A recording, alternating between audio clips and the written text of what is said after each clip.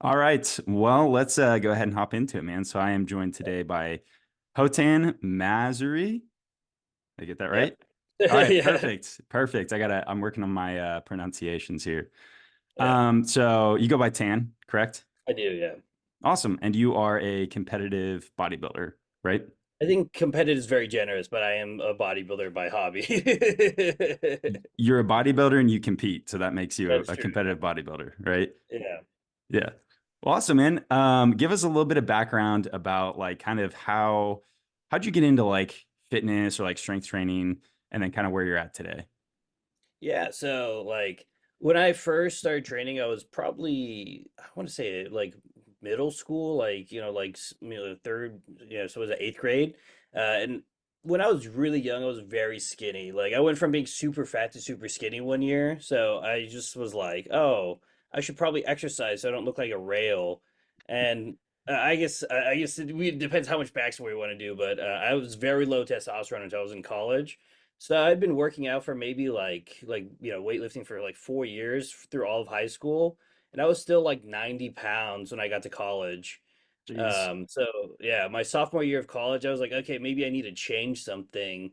So I started watching Rich Piano videos, and it was like eat big, get big.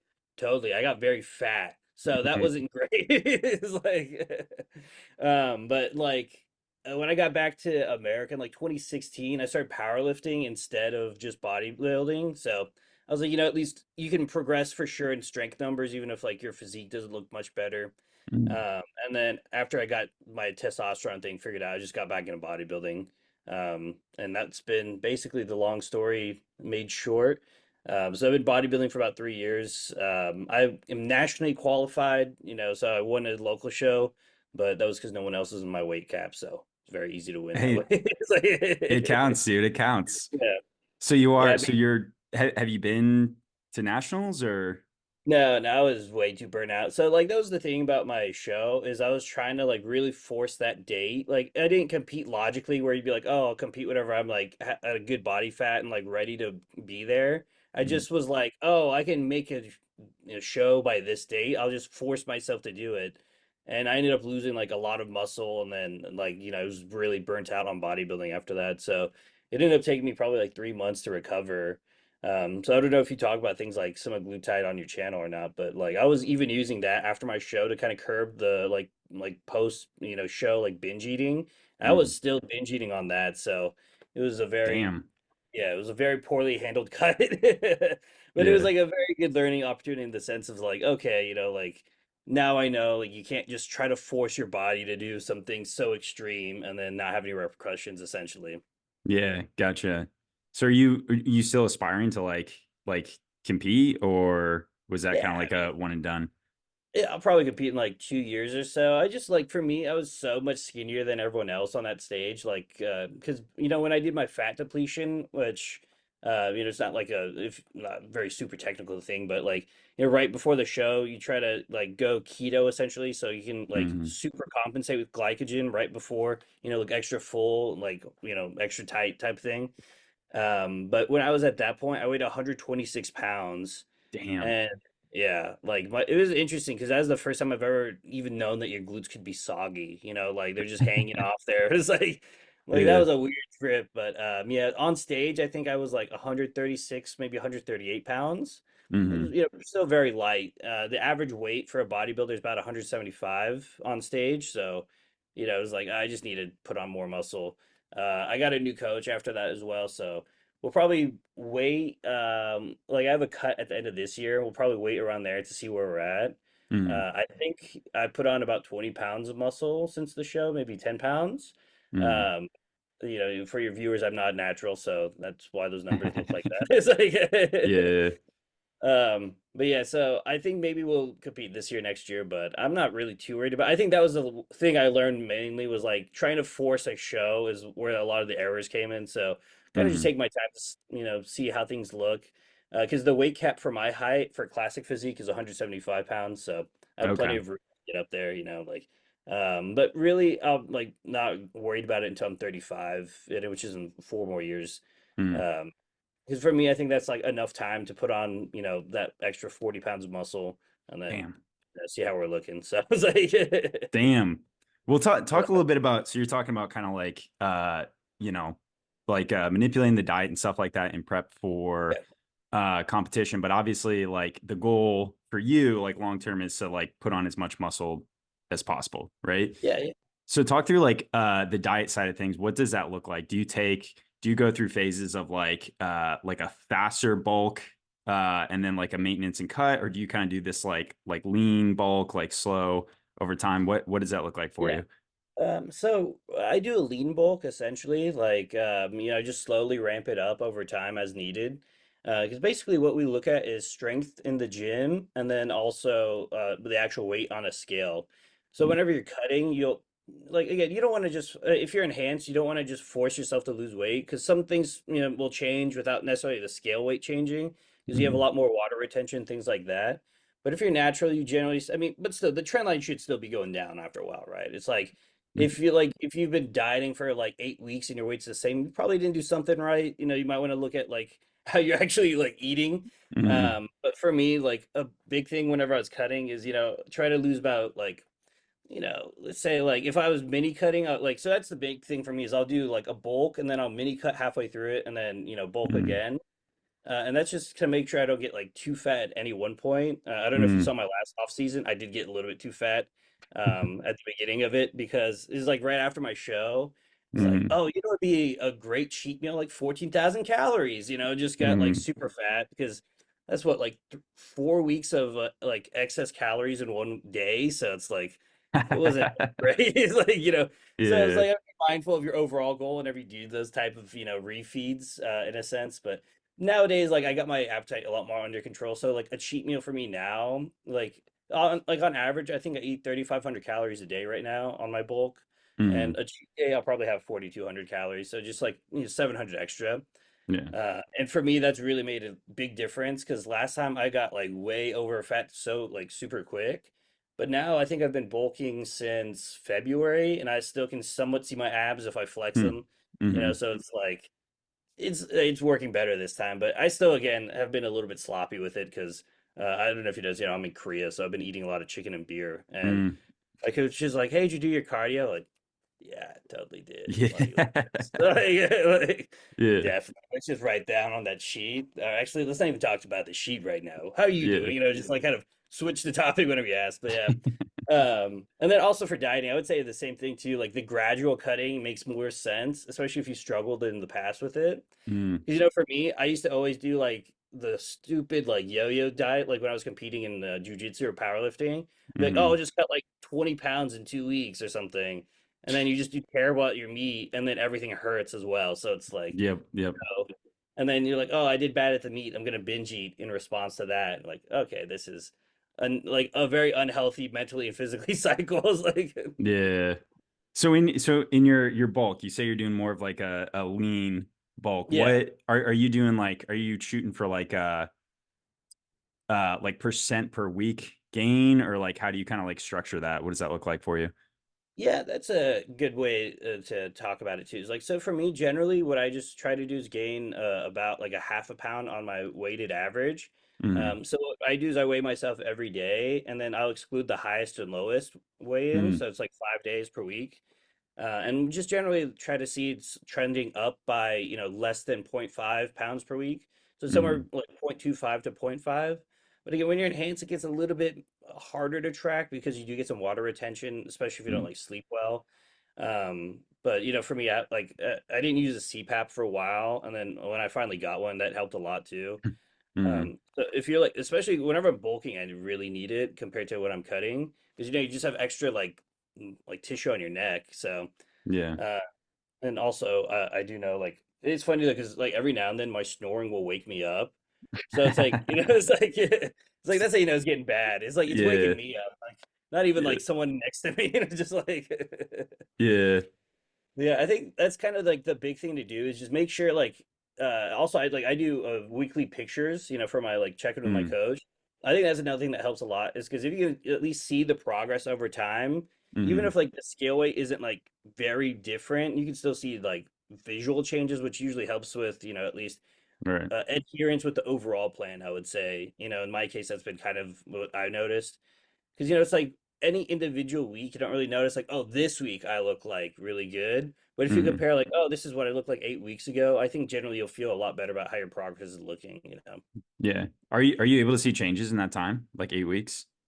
Yeah, yeah, for sure. I mean, like even like for natural people, I think 8 weeks is plenty of time. Like, because every 4 weeks at least, I would look at kind of how things are changing. Because it's Hmm. not like you need to have like huge cuts by those times, but it's like you should at least have visible progress like every month, right?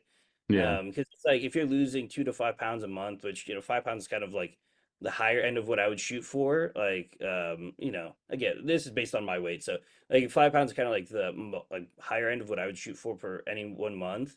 But it's like 5 pounds is pretty noticeable, you know. Hmm. Like, and also it's like if you notice like your abs like are getting soft really quickly compared to like something like in your previous diets, it might be a good time to be like, oh, maybe like I need to get more steps in, maybe like do more cardio type thing. Hmm. Uh, just because again, like for me, I try not to overthink it, but these are all things that I would talk to a coach about. It's like that's the great thing if you're a regular person watching this is you can pay someone money and they'll just tell you what to do. You don't have to think about it yourself. Right. 'Cause, yeah, for me, like I tend to overthink everything when I get like, especially towards the end of a like competition prep. It's like, oh, like, oh, what if I like ate like 12 extra grams of rice compared to peanut butter? Like it's like stupid things that like Yep. you're like Yep. trying to like, pick up pennies to walk over a dollar type thing. It's like Yep. it's like For sure. For sure. yeah. Do you Yeah. struggle with like, I mean, I'm sure you do to some degree, but Yeah. like body dysmorphia, like when Oh you're yeah, for sure. bulking and cutting, like Yeah, I think yeah. no matter what the phase I'm in, it's still like there's always just a different form of body dysmorphia, Because it's like Yeah. even when you're cut, you're like, oh, I'm so skinny now. Yep. And then when you're bulking up, you're like, man, I can't see anything. It's like, Yep. it's just like a pendulum of okay, well, this is the body dysmorphia you're gonna feel. So Yeah. That's like I experienced that same thing. So like when I cut yeah, and like I'll at first I'll be like, oh, I'm starting to look good and like lean yeah, and ripped. And I'll be like, God damn, I look so skinny. And then I'll do yeah, the opposite. Like I'll be like, all right, I'll put on a little bit of weight and I'll be like, damn, like I'm starting to look kind of like puffy and fluffy.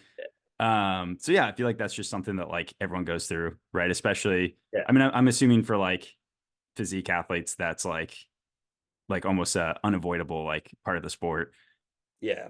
It's crazy too, because like sometimes you just be bloated or something when you take your check-in photo and you're like, oh my God, I look terrible. Like I gotta do like 20 minutes of cardio right now, like run out your door, like go on a stairmaster or something. But I think that's where having like an objective voice, like a coach, is really useful. So, Yeah. I mean, not to show your services too much to people, but, like I would at least, consider if you're doing something like, weightlifting, especially, like technique is really essential to have someone else be like, mindful of it. Because Mhm. I've noticed with my own training, like, because I used to record every single one of my sets, and I would be like, okay, like I need to work on this. And then it's like after a while, I'm like, oh yeah, I kind of got the feel for it. I don't need to record all my sets. And then I was Mhm. bench pressing the other day. I was like, I don't know, like my elbow feels kind of weird. Let me record it.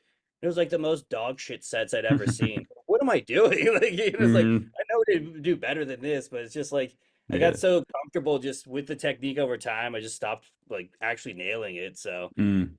like when I was talking to my coach, he's like, "Yeah, just try not to be like dog shit about it." Oh, thanks. I didn't think about that. Like, Thanks. write that down. Yeah, yeah, of Like, yeah, course. yeah, Yeah. Talk but through that a little bit. So yeah, like obviously the technique of like weightlifting is going to be a lot different than yeah. like the technique of bodybuilding. So what are the things that when you're looking at technique, what are the things that you're trying to accomplish with like the exercises that you're doing?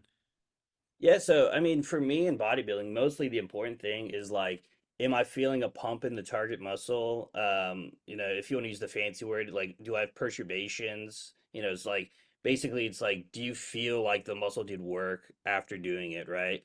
So it's like Mm. if I'm doing bench press and only my triceps are sore, like maybe I didn't do something right. Maybe my hands are Mm. too close, that type of thing. But generally, that's what I look for. Like soreness is another good indicator as well. If you're on a cut, you won't really get as much soreness, so that's kind Mm. of a tricky one to rely on. But it's also the same with a pump. If you're like cutting, you might not get a good pump, but that's where things like really timing your food is really important for bodybuilding.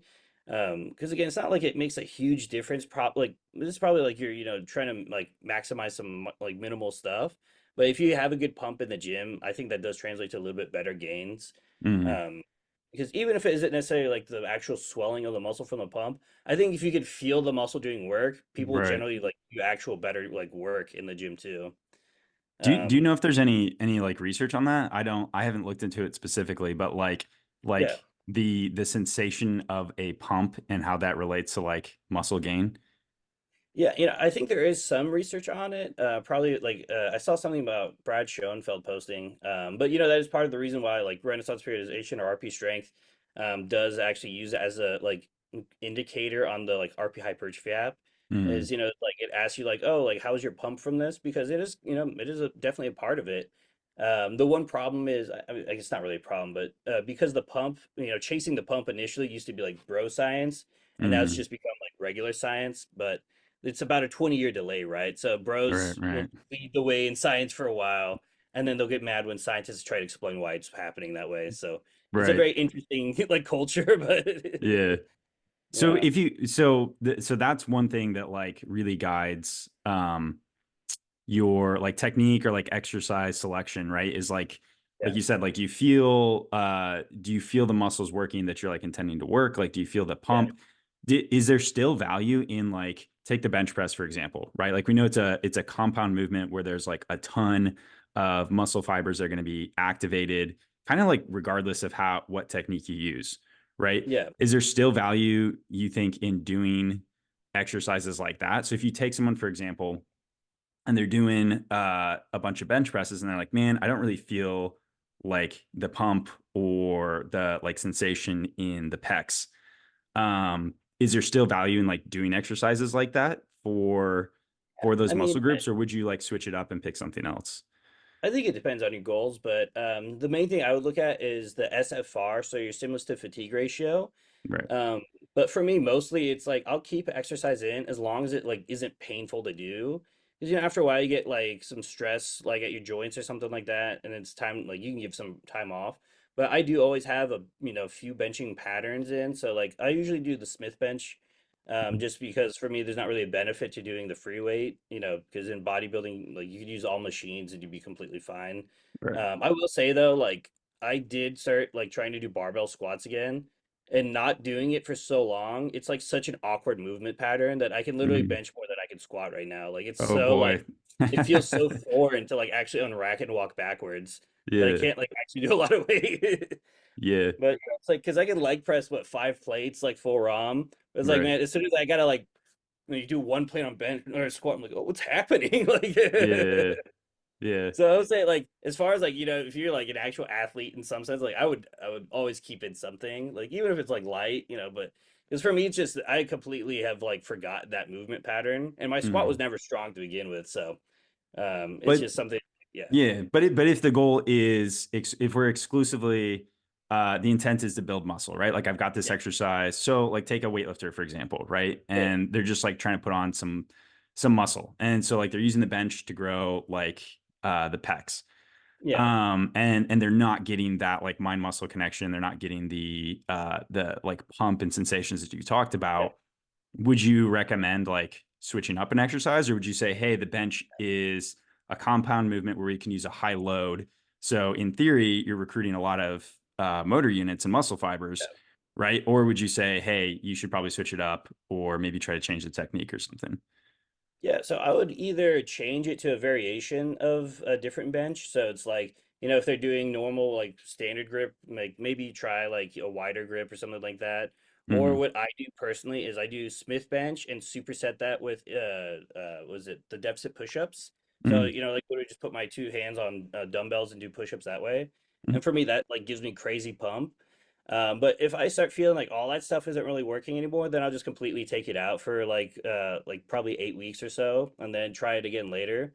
Because sometimes it's just like you're not jiving with it for a little bit. You can just like Mm-hmm. it's for me, especially it's like I'll start to overthink it if I'm not getting a good pump, and I like basically just do worse and worse until it's just like okay, Mm-hmm.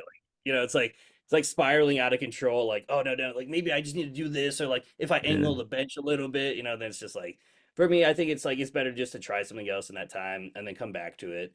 Because for me, it's like, what's the benefit of forcing myself to do the bench versus just Mm-hmm. making sure I have a good stimulus to the chest? But also that being said, for beginners and like intermediates, even if you do have a good pump, I would still do it. It's like Right, right, it's right. more of an advanced technique to like kind of cycle these things out. It's also something I would talk to a coach about if you are like going down that route, just because again, it's like if you don't really know what you're doing and then you start just switching out exercise because you're not really feeling it, it could just Mm, be poor execution, right? Like, right. um, so it's like that is the one thing to be mindful of. You could also try putting it in a different part of your workout, so it's like if you always Mm, bench first, you could try putting it last.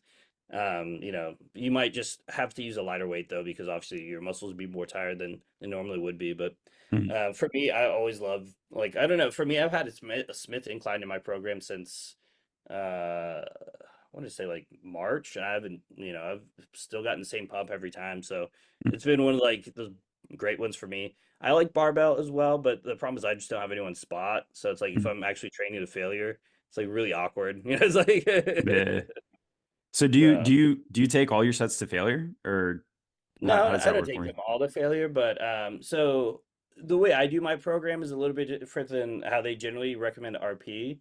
But like my week, so I do like a double progression, which is like you progress in both reps and weight, Mm, uh, and I'll also increase sets over that as well. So mm, basically, if I'm doing like let's say an 8 week mesocycle, which is just a fancy word for an exercise block. What I'll do is like week one, I'll start somewhere between 3 reps and 2 reps in reserve. So, just like if I was the rep I stop at, I could get 2 to 3 more like good reps. mm, And then generally it's like if I tried to do one more, I would fail during the rep at that point. mm, Um, and I generally err on the end of doing too close to failure than the opposite, mm. just because that's something my coach recommends. But, from the literature, we can see as long as you're training within 5 reps to failure, you're Right. probably fine. But for me, again, the thing is like I think a lot of people also don't know how to actually train a failure, so it's something you got to explicitly work on.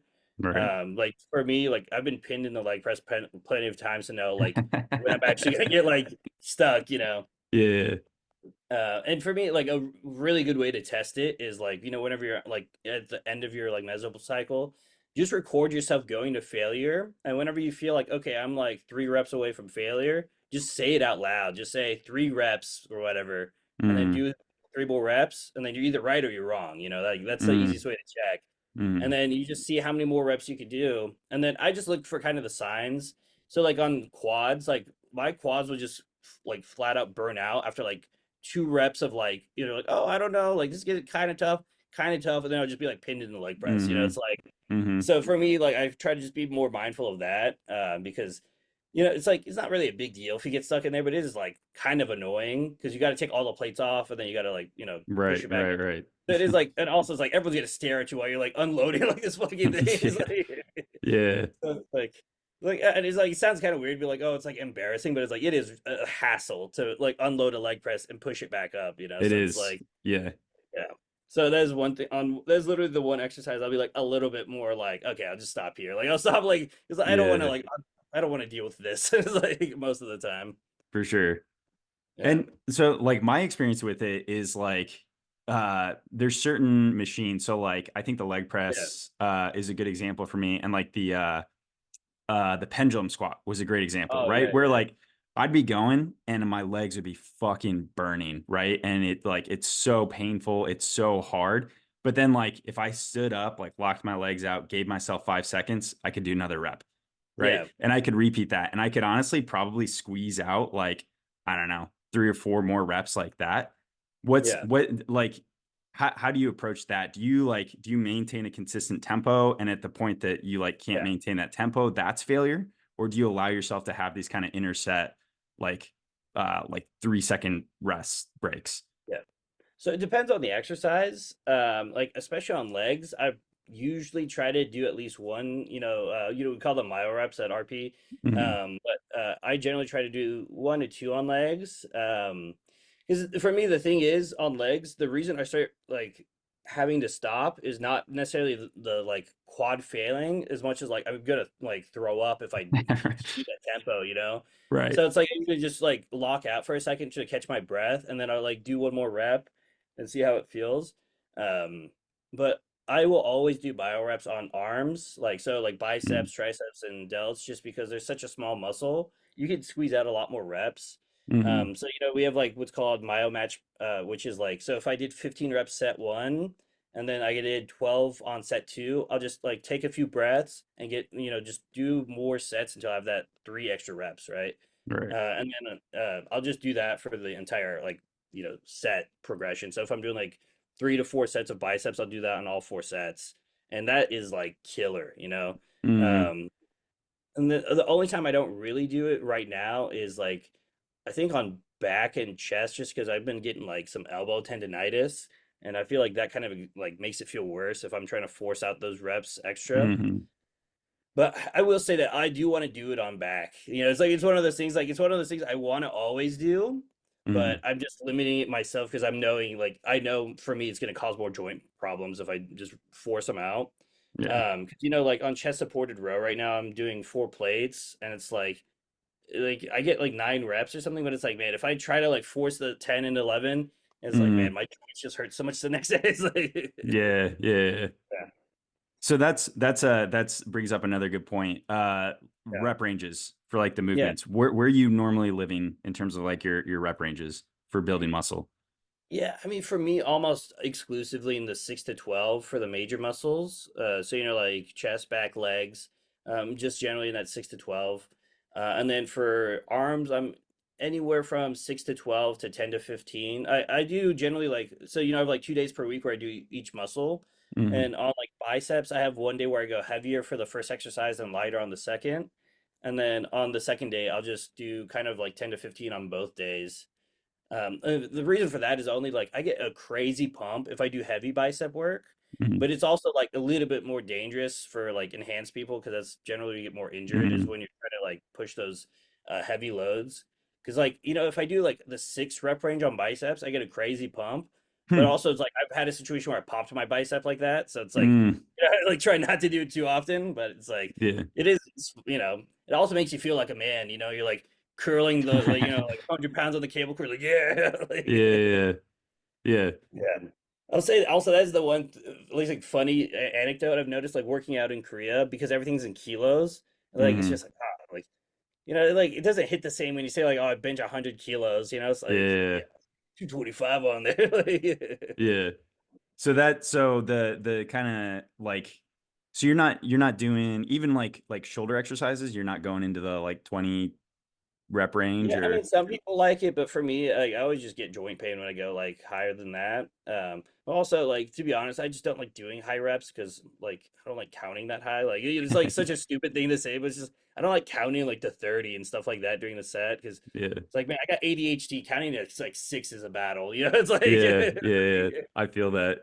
And yeah, it's a lot easier like mentally to be like, all right, I'm doing a tough set of like six to yeah. eight reps than like, man, I gotta do like fucking 25 reps. Yeah.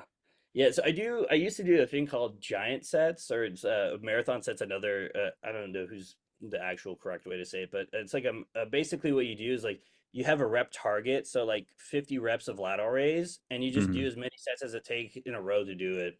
Mm. And it's like that's a really like I don't know, for me like that was pretty enjoyable, but the problem is like just counting to 50 like I'm often like it's like it's like man, I'm like trying to ladder raise for my fucking life and I like I got to count to like 50 while I'm doing that. It's like Yeah. man, I didn't go to the second grade twice for this, like So how long do you like rest in between your sets for that? Or is it just like a yeah. like short break? So it depends on the weight you're using. Generally, I'll probably rest like 30 seconds. Mm, Um, Maybe a minute. A minute would be kind of, but that would just make the set super long, right? So like it kind of depends if you're like trying to push for time. mm, Because I mentioned SFR earlier. There's also like SFRT, which is just including time. Because mm, it's like, yeah, it doesn't really matter how good like the pump or something is if you just don't have time to finish your workouts.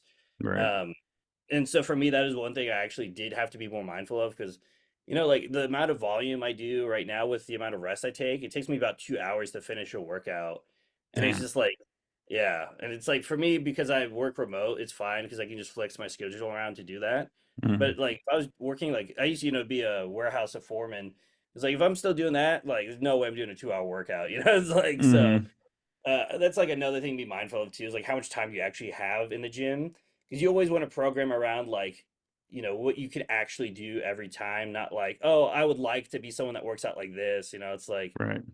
like, people in hell want ice water, but you're stuck with the life you're at. It's like, Yeah. So how many exercises are in your typical workout? I want to say like eight. Here, I can actually check. 8 exercises? Yeah. Damn.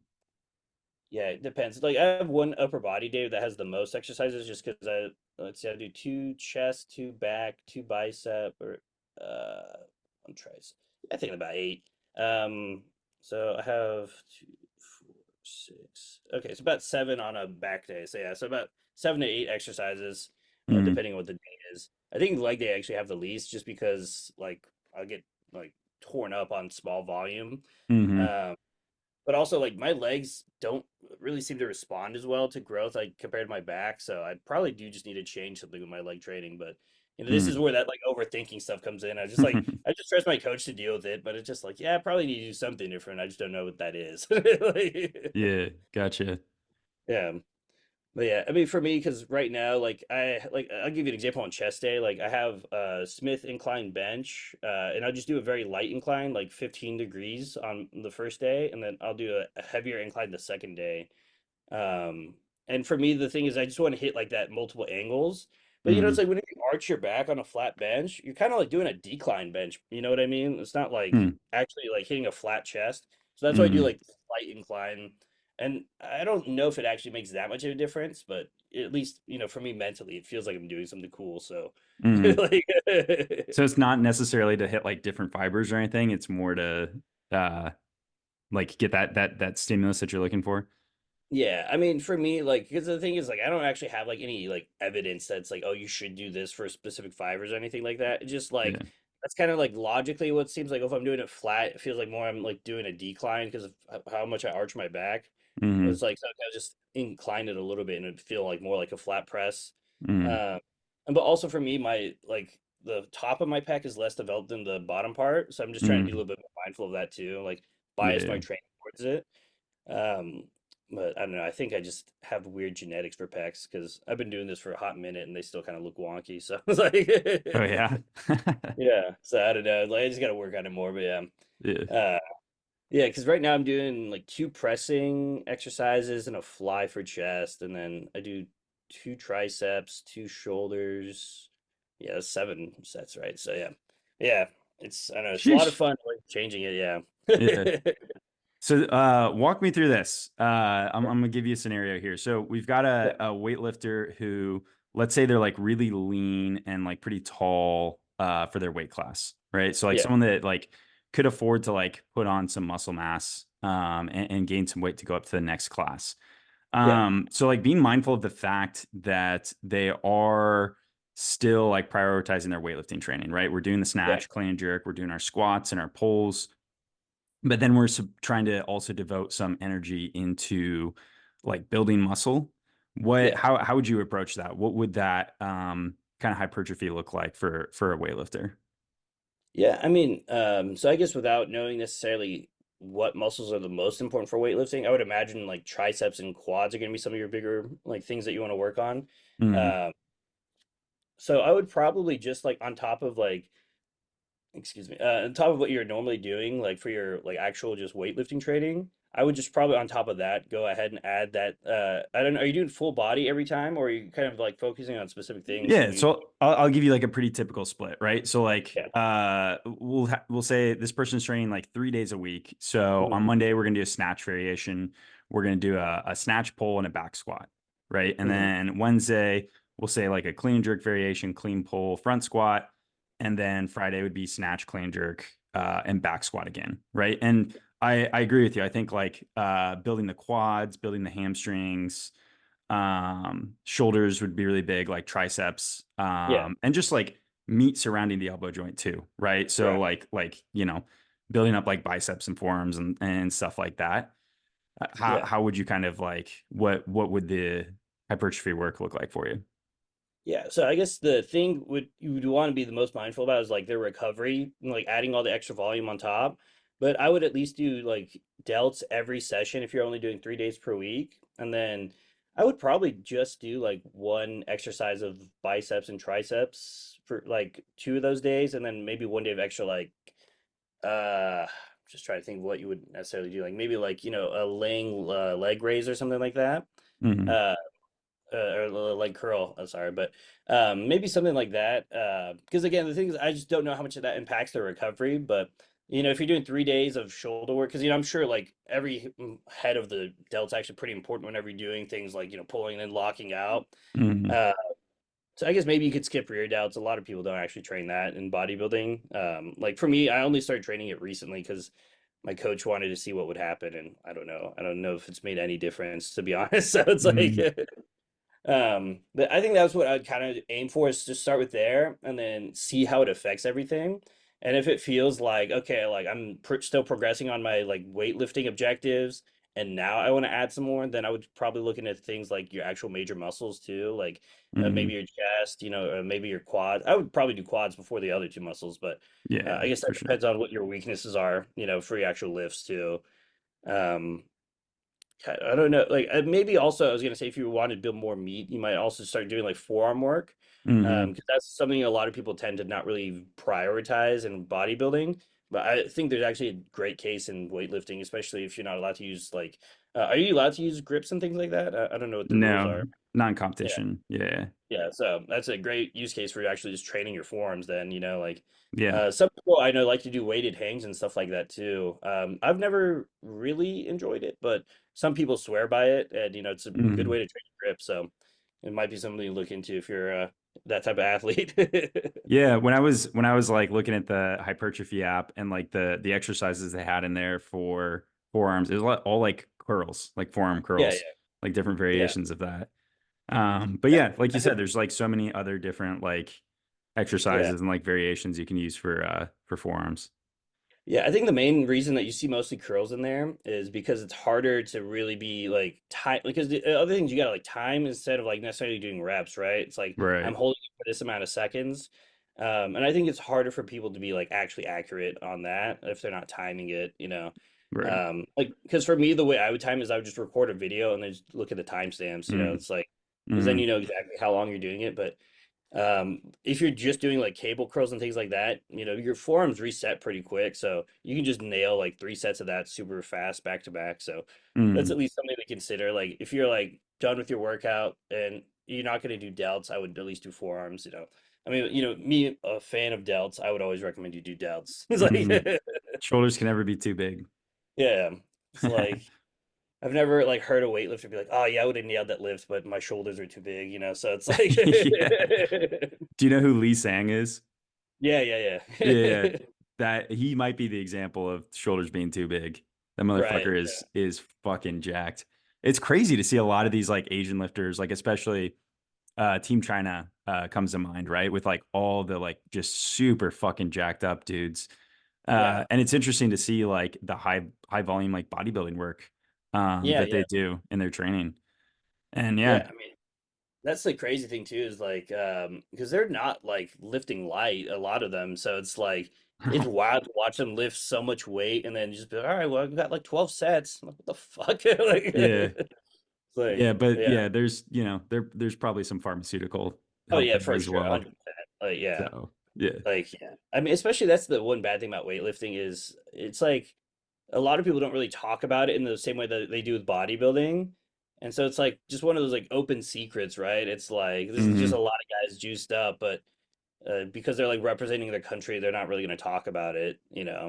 It's like it's one of those things. So I don't know. It's like anytime you talk about like, and I think nowadays it's gotten a lot better because people in bodybuilding can just be like, "Oh, I'm on TRT," like if they don't want to actually say what they're like slamming gear or something like that. Hmm. Uh, but I think weightlifting doesn't have that, right? It's like a lot of it's supported by like government funding or like Right. things are like related to the Olympics, so they're a lot more hush hush about their actual usage. Like, Yeah. Yeah. I mean, I think there's a very valid argument to be made. Clarence Kennedy, I don't know if you follow yeah, him, yeah, but yeah, I'm a yeah, fan. he made a video about how like the current anti-doping system is actually less fair than if like you just got rid of anti-doping Yeah, and said like, anyone can take whatever they want.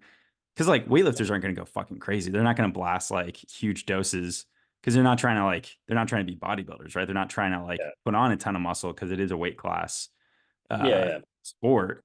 So yeah, in theory, I'm no expert in this field, but I feel like you could take some relatively safe things and like, you know, if you allowed everyone to do that, then everyone would at least be on like the same playing field.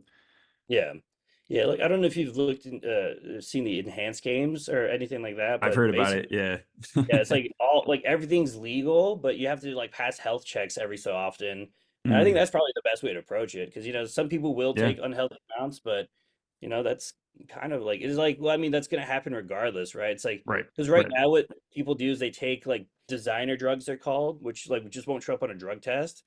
But it's like, okay, well, is them taking random like house-made chemicals better than like pharmaceutical grade gear that like we know like Right. Bayer and Bayer made or something like that? It's like I don't know, Yeah. but it's like the like because I used to be like one of those like super anti-drug people, which is funny. Like now that I'm enhanced, Mm, but back when I was still natural, I was like, oh no, man, it's cheating, this and that, whatever. But it's like after I got on TRT, it was like I was just being a baby about it. It was like, yeah. Yeah. I mean, yeah. I feel like as long as everyone's playing by the same rules, right? Like, yeah, but the thing is, everyone's not currently in weightlifting. yeah, yeah. The U.S. is testing the fuck out of our athletes. Like, they're going to Olivia Reeves' house at like 3 in the morning, like knocking on her door. Whereas like some of these other countries, um, not only are they not testing their athletes, but from what I understand, like Team China, their facility is like in a super remote location where it's like Yeah, if WADA is going to show up, they're going to have like a heads up in advance that like, hey, they're on their way. Like you guys need to figure your shit out. yeah, So yeah, I don't know. It's an interesting yeah. conversation. So I mean, back, because also like to talk about other governments for a second, it's like like Iran and places like that. I'm pretty sure the mm, government just directly gives it to the athletes because oh yeah, yeah, it's it's like state funded. yeah, Yeah, yeah. So it's like one of those things like yeah, it's great that we have this moral high ground based on nothing, but it's like yeah. man, like Well, I will say, it's traditionally it's like, yeah, we've been shooting ourselves in the foot by doing that, but I mean, we have clean athletes that are going to the yeah, Olympics, and Olivia Reeves, knock on wood, like she's likely going to win gold medal at the Olympics, which is yeah, pretty fucking cool to see like a clean athlete compete yeah, against like these other countries and do well. So, yeah. back Always to the super good. Yeah, yeah, back to the kind of hypertrophy yeah, for the weightlifters. So basically like what I've kind of done in the past, I've gotten a little bit away from this, but basically what I'll do when I'm trying to like do just what I talked about, right? Like put on muscle and gain muscle for weightlifting is like I'll kind of use that same structure that I talked about. It's like Monday, I'll do my snatch work, I'll do my squats, and with the squats, I'll generally be doing kind of like 3 to 5 sets of like heavier weight, right? yeah, So like not like probably the most ideal like muscle building. But then I'll take another like quad specific exercise. So I'll do like split squats, or sissy, my fucking cats are going crazy. Sorry. yeah, Or like another like quad specific exercise, and I'll like take a few sets of that to failure. And I'll usually do like shoot for like higher rep ranges with yeah, that. So I'll shoot to go in like kind of like the 20 rep range or something. And usually do about like 2 sets of that. And then I'll do yeah. about sorry for the balloons. And then I'll do about like 2 sets of like targeted like hamstring work, right? So Yeah, whether that's like lying curls, or like good mornings or RDLs or something like that. Do yeah. you think that's like an appropriate way to like Yeah, approach it? totally. Yeah, I think that makes a lot of sense. Like, because it's similar to what I do for bodybuilding, anyways. It's like I'll do 2 to 3 sets of heavy, like a squatting pattern or leg press, Mm-hmm. and then I'll follow that up with. It depends on the day. On the day I do leg press, I'll superset each leg press set with body weight squats on a like Mm-hmm. incline, and that's like pretty gnarly. And then on the other day, I do hack squat first, like a heavy hack squat for like on that rep range is like 6 to 10 generally for two Mm-hmm. to three sets. And then for the next exercise, I do leg extensions for 10 to 15 reps, superset with sissy squats to failure. And Hmm. it's like, that is brutal. Like that's probably Hmm. like a decent thing to consider too. Just, I don't know exactly. It's like we talked about when I was in Nashville that one time about like, laying all the way back to have like more rectus femoris Hmm. recruitment. So I don't know if that kind of stuff is useful for weightlifters.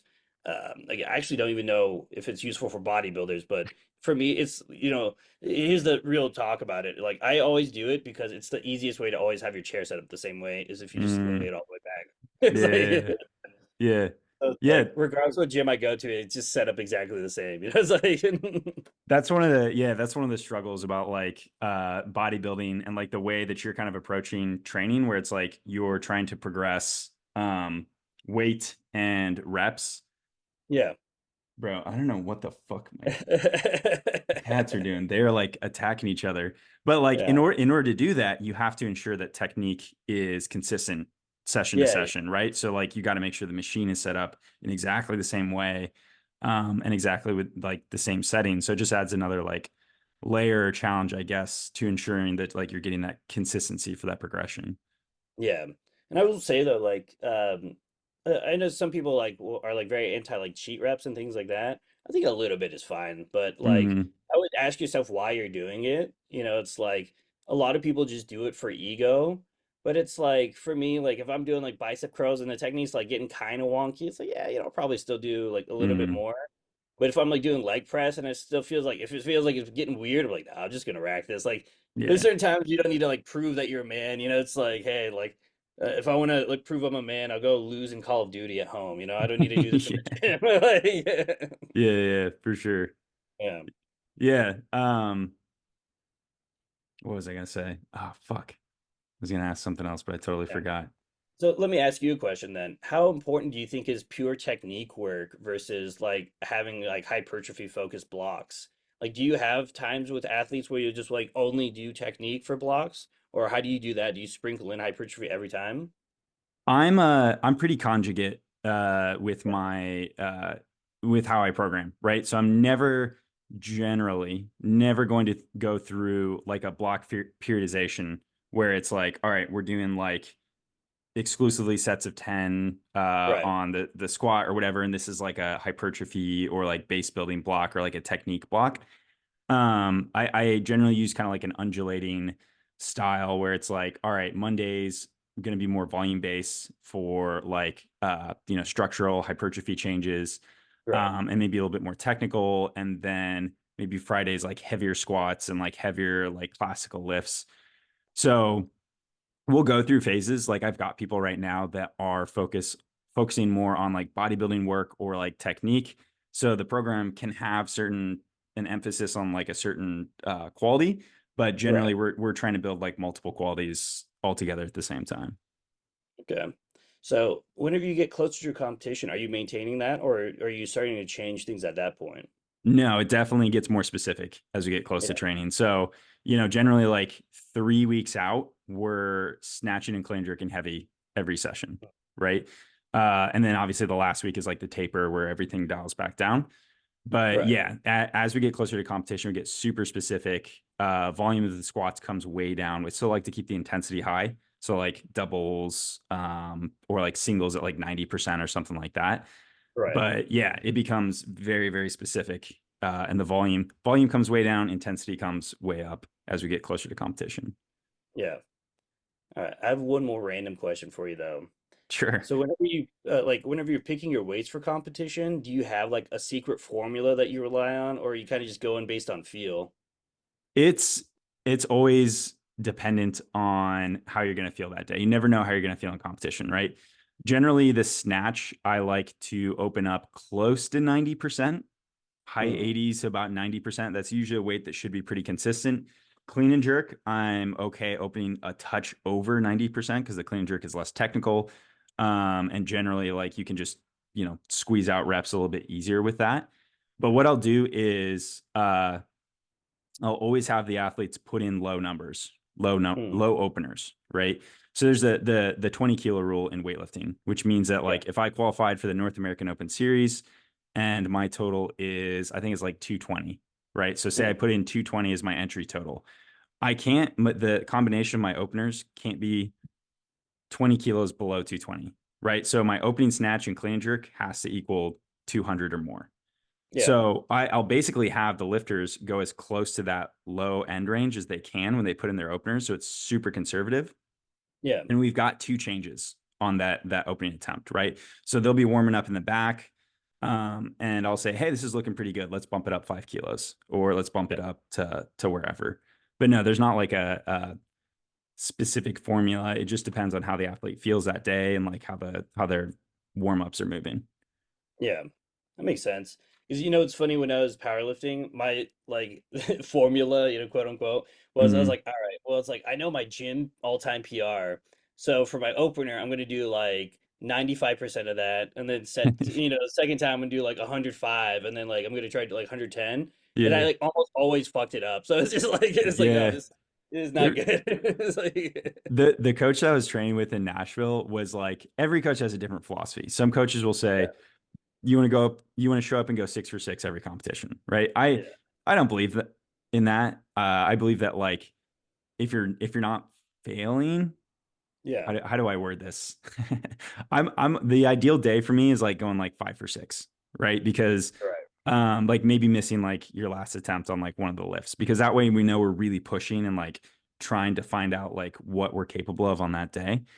But right, the coach in Nashville, all his athletes would go 2 for 6 pretty much every competition, because his strategy was open at like the heaviest weight that you hit during your training cycle, yeah, and then try to go like 5 kilos up from there, and then go 5 kilos up from there. And it's like people they'd hit their openers and they'd miss all their other lifts. yeah, So yeah, different strategies when it comes to competition, but yeah. you got to make sure you make lifts to, Right, get a right. At least total. the minimum. Yeah. Yeah. So All right. Yeah, that makes sense. Because, like I keep toying with the idea of like, oh, maybe I should try weightlifting, but it's like, I don't know. Like, I feel like I got to focus on bodybuilding, but I don't know. It's like, because I think weightlifting you got to do while you're younger, like bodybuilding you can still kind of do up into your 50s, like pretty progressively, but it like, I feel like yeah. weightlifting kind of starts beating your body down by 40. Like, I don't know. It's like, Well, it's the so muscle mass and like peak strength can increase yeah, pretty much linearly, like you said, into yeah, about the 50s or so. Speed starts to decline mm, after like mid 30s, right? So yeah, that's why weightlifting starts to diminish as you get older, is like you start to lose those speed qualities. yeah, So yeah, man, give it I mean, you should do it 100%. yeah. And say, yeah, because we actually did a YouTube video for people that are watching. It was like where Yeah. I tried it and it was Yeah. completely sweat through my shirt. Just it's like, Yeah. what No, was the man, one we did? It it's was snatch or was it jerk? What was those like? you didn't Snatch. snatch. Yeah, yeah, yeah. It's snatch. Yeah. Yeah, It's in your blood, man, right? yeah. I mean, it's what the Iranians, genetically engineered us to do was is like that Yeah. in wrestling. It's like, Yeah, yeah. Big wrestlers for sure. yeah. Awesome, man. Well, what's next for you? You said you're probably gonna have another competition coming up here soon? Yeah, I think I'll like start to plan it out either this December or next June. Because I kind of just do like because I kind of reassess my goals every 3 to 4 months generally. Hmm. And then like because for me I like to have like short-term goals, like medium then long term. So it's like I have a goal for like a 3 month period, then like 6 month, 12 month, and then like 5 year.